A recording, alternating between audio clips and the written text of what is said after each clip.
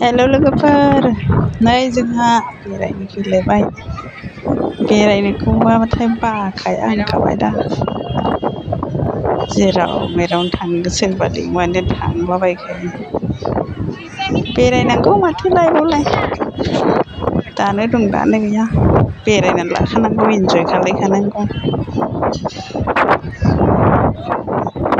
सिख्ला समावनो टाइम मोननायावनो इन्जय खालामनानै लाखानांगौ। ना मा होनो लोगोफोर?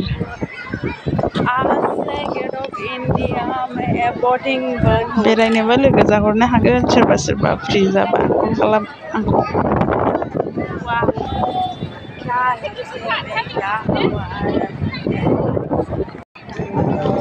गोजोननाय थाबाय लोगोफोर, जोबजासे नायनायनि थाखाय।